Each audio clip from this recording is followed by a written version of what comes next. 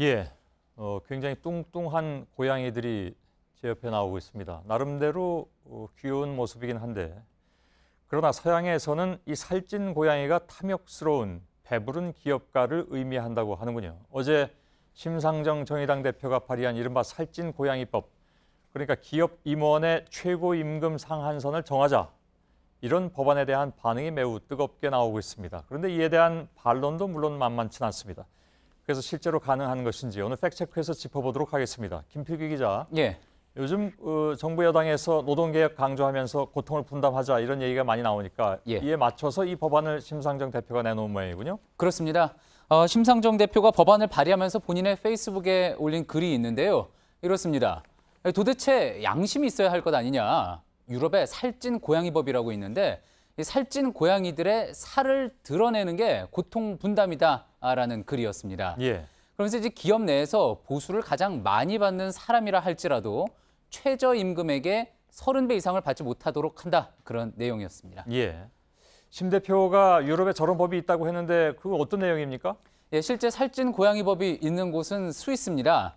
2000년대 초에 금융회사인 크레딧 스위스의 임원 3명이 경영 실수로 330만 프랑, 그러니까 우리 돈으로 40억 원 손실을 냈는데요. 해고가 되면서 오히려 퇴직금으로 1,760만 프랑, 210억 원을 받아갔습니다. 예. 스위스 항공이나 노바티스 등에서도 이 너무 높은 CEO의 급여가 논란이 됐었는데요. 그러자 이제 한 상원의원이 CEO 보수에 제한을 둬야지 된다라면서 10만 명의 서명을 받아서 국민투표가 진행이 됐고요. 67.9%라는 상당히 높은 찬성률로 통과가 돼서 2013년 살찐 고양이법이 만들어진 겁니다. 그동안은 이 CEO 본인이 자기가 멤버인 포함이 되어 있는 이사회에서 그 경영진의 보수를 결정을 했는데 이제는 주주총회에서 직접 정하도록 한 거고요. 또 지나친 퇴직 보너스 같은 것도 다 금지를 했습니다. 자, 같은 살찐 고양이법인데 심 대표가 낸 법안하고는 내용이 좀 다른 것 같습니다. 여긴 주주총회에서 정하는 것으로 된 거고 심 대표는 아예 상한선을 두어버린 거고요. 맞습니다. 이후에 스위스에서도요. 그 심 대표 법안하고 비슷하게 CEO의 급여가 기업 내에서 연봉이 제일 적은 사람의 12배를 넘지 못하게 하는 그런 법을 만들자 국민투표가 추가로 진행이 되는데요. 이때는 찬성이 35%에 그쳐서 부결됐습니다. 왜 그러냐? 그렇지 않아도 CEO 보수를 지나치게 규제하면은 이 사람들이 스위스를 다 떠나버릴 수 있고 또 그러면은 고액 연봉자의 세금을 못 받아서 세수에도 지장이 생길 수 있고 이 스위스 기업이 흔들리면은 나라 경제가 다 흔들릴 수가 있기 때문에 이런 우려가 있었는데요. 이 목소리가 더 힘을 받으면서 그 법안은 부결이 됐던 겁니다. 그러니까 고액 임원 연봉을 주주들이 관리하기는 했지만 상한선을 법으로 정하는 수준까지는 가지 않았다 이런 얘기인데 그렇다면 심 대표가 낸 법안의 경우는 뭐 아까 30배라고 하지 않았나요? 그렇습니다. 그 부분에 대해서 이제 그런 실현 가능성이 어떻게 되나 따져보면은요. 현재 이제 최저임금이 6,030원, 시급 기준으로 6,030원이니까요. 이 법이 통과될 경우에 우리 기업 CEO가 받을 수 있는 최고 연봉은 4억 5천만 원 정도가 됩니다. 현재 30대 기업 등기 임원의 평균 최고 연봉이 30억 원 정도니까요. 지금과 상당한 변화가 생기는 거겠죠. 그래서 현실적으로 이런 지적도 나오는데 직접 들어보시죠. 취지는 알겠는데 고려해야 될 문제가 상당히 많을 것 같은데요. 기본적으로 우리나라 시장 체제를 유지하고 있으니까 유능한 인재를 쓰기 위해서 급여를 많이 주려고 하는 거는 그것도 기업이나 시장의 판단이잖아요. 최고임금을 제도로 규제하겠다라고 하는 거는 그렇게 익숙한 얘기는 아니에요.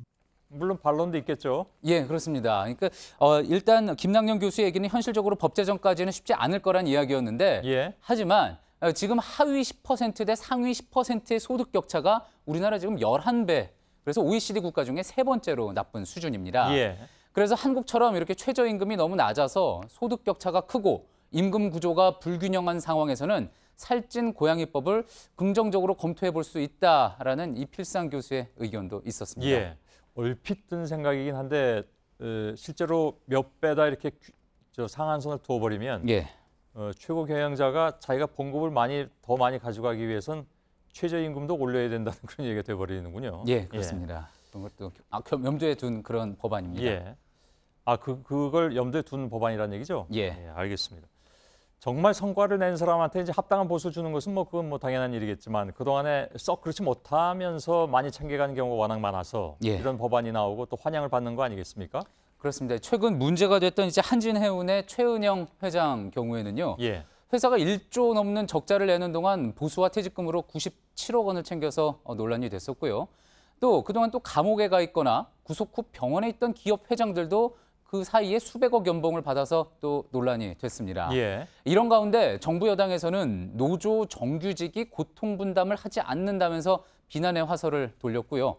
또 경영계에서는요. 지금도 충분한데 왜 올리냐면서 최근에 최저임금을 6,030원 동결하겠다는 의견을 냈습니다. 예. 지금 인터넷에서는요. 앞서도 말씀드렸지만 심 대표의 법안을 두고 이건 신의 한 수다. 이게 바로 진정한 노동개혁이다. 아주 지지하는 반응이 뜨거운데요. 법안 통과 여부는 미지수입니다. 하지만 경영계가 함께 고통 분담하는 모습이 없다면 제2의, 제3의 살찐 고양이법은 계속 나올 수밖에 없을 겁니다. 예, 알겠습니다. 김필규 기자였습니다. 팩트체크 수고했습니다.